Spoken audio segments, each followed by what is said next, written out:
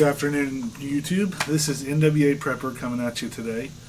And today, Scout and I are going to talk to you guys about some universal precautions with all the scare of the pandemic and the Ebola, or Ebola, however you want to say it, and all the scare that's going across. I didn't want to go by without sharing with you guys a little bit about how you can protect yourself and your family.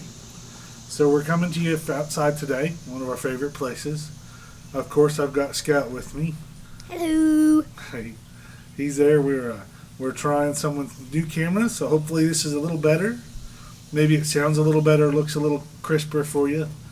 So what we're going to talk about today is universal precautions, or treating anybody around you that may be sick. We want to use these precautions with everyone, particularly if they're symptomatic. Meaning if it's the cold or flu season, they're sniffly, they've got a runny nose, they're coughing. These precautions will protect you from just about anything. We're going to focus a little more on the airborne side of things, just because that's where I'm feeling today. So the first thing we want to talk about with universal precautions is the number one way to help help stop the spread of disease is to wash your hands with soap and water. You want to do that as often as you can.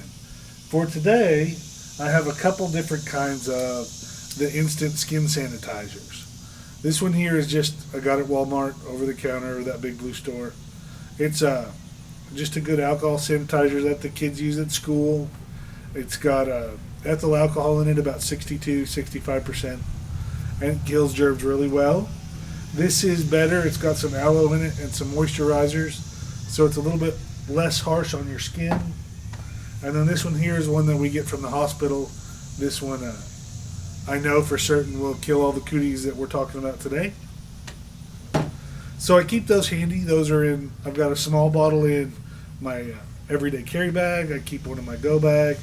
And then also in my go bag and in my car, we keep soap and water so we can stay as clean as possible. To begin with, I want to talk to you about gloves. Now, you may think of, some people call them rubber gloves, some people call them latex gloves, but what we do here and where I work is we worry about people with latex allergies. So the way we do that is we buy nitrile gloves. Now you can get nitrile gloves just about anywhere. You can order them in different colors. This is the color of my local EMS. Anytime I use a pair, I can get a pair from them, our local fire department. But you can get them at any box store, any auto parts store has some thicker mill gloves, and they're usually black if you're into the tactical things. But try to stay away from latex. That way, if someone has an allergy, you don't have to worry about it. Or if you have an allergy, nitrile's a good thing. Keep several pairs. One pair is not enough. This pair could break. I could get cut and tear it a little bit. So you want to have several pairs available. Then we're going to talk about masks. We're going to get back to masks, but you notice I don't have gowns and hats and booties over here on the table. I have all that stuff over here. If I wanted to talk about it, this is a little booty. But we're not going to go that far. This is a chance encounter. You're going through somewhere and you think there might be some communicable diseases there, or some things that you want to try to avoid, or you're going to help somebody. I do have a special trash bag over here. This is a biohazard bag, and it's actually pretty huge. They do not have to be this big. They do not have to be a biohazard bag. Just make sure that you know you have a special container to hold whatever contaminated waste, whatever you've touched or has been around somebody you feel may be sick or infected, that you can gather those items up and you can dispose of them in an area that your dog's not going to dig through, that your kids aren't going to be close to, and that you can dispose of that properly by taking it to the proper place nowadays, or we can burn it later in an isolated spot. All right, I also have, this is, you can't see it, but I promise it's just a pouch of alcohol, 70% alcohol. So in the event that I use my stethoscope, or I have a flashlight, or whatever tool that I use. If I think it's infected, then I can give it a good dousing and let it sit with alcohol. Now let's get to the real reason I wanted to talk today was some airborne protections. Gloves are great. You should always use gloves anytime you give anybody first aid. Biohazard bags or collection bags are important no matter the emergency. It's always good to be able to clean your tools, but let's talk about the airborne. Now I've brought several kinds of masks, and we're going to start with the least effective. This one here is just a paper mask. It just fits over your head, right on your nose. You have glasses, and then you bend it down and it fits like this. This is good for dust or for, well, really just for dust. You can see through it. You can't see through it on the camera, but you can see through this really well. It is not a medical mask by any means. I got this out of my toolbox by my sander, but you'll see people that think these will protect them. They're a very, very basic level of protection. And I don't know the particulates that they'll protect you from, but I know it's not very large, or they're very large, because I can see through the parts.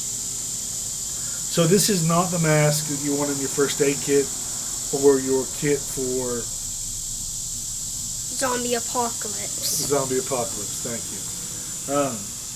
All right, the next level up from that is a surgical mask right here, and this one you kind of expand and put on your nose, and then you tie it around back.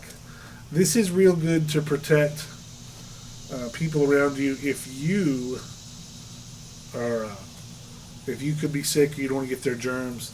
Say you're helping stitch somebody up, or somebody's not feeling well and you don't want to give them anything you have, you can use this style in your kit to protect them, which is just as important. If you have a sick kid, you don't want to come in and give them something you've picked up. So these are real good. These are also good to protect you to a certain degree, but they're not the best. They're not the best level. They pack real good. They're very flat. They're not very expensive. They're about $1.50 a piece. These are about 10 for $1. Then we go up, and these next two are two different kinds of N95 respirators. Now, neither of these are fitted, which means you can go get some that you get specially fitted to your face. This one here is called a duckbill. That's the slang term for it. I don't remember the actual name. It just says NIOSH size regular. NIOSH is the agency that regulates that. And you kind of make it bend the nose where it's going to go, and then you have two straps. This is part of the way you can tell the difference between an N95 respirator and a regular, is it has a strap to go over your ear and under your ear. And it takes some practice, so bear with me. And I pull it under my chin and over my nose,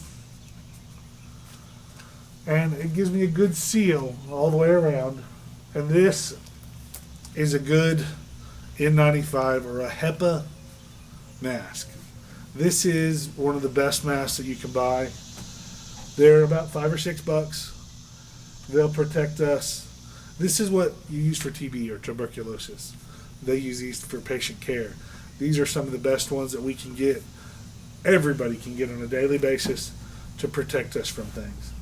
And then this one here, I picked this up today. This is another N95 grade mask, and it talks about what it filters, dust, pollen, da-da-da. But what's important is N95 grade. And it'll say medical on here somewhere. Medical right there. Those are things that we want to do. However, none of these masks are made for fumes like paints and gas fumes and things like that. For those, you need closed cell, self-contained breathing apparatus. But notice it's got the straps for above and below. It's got the malleable thing to bend for your nose. And this one you can't see through very well. You can't see any little holes. So this mask and this mask are both NIOSH rated for N95 grade medical care. Those are the ones that you want to carry to protect you to the highest level, short of a self-contained breathing apparatus. Now this video has been kind of short. It's just kind of in response to all the things I've seen about the viruses and pandemics coming around. And of course, as with all my videos, I'm not an expert. I'm just sharing with you my opinions or things that I think I know. I could always be wrong. Of course, ask my friends. I'm often wrong. But thanks for your time today. This is NWA Prepper saying, hey, like my channel, subscribe to the channel, and don't hesitate to say, hey, NWA Prepper, I want to see a video on this, or how do you feel about this, or hey, watch this video and tell me what you think. Because we're trying to grow the channel. We've reached out to some friends that have some pretty good opinions on things. Look down in there and see in the comments. And if you have any questions about this is important. This stuff is where the rubber meets the road. This is how you take care of your family, your communities, and yourself. This is NWA Prepper and Scout Quack, quack. saying thanks for your time and have a good day.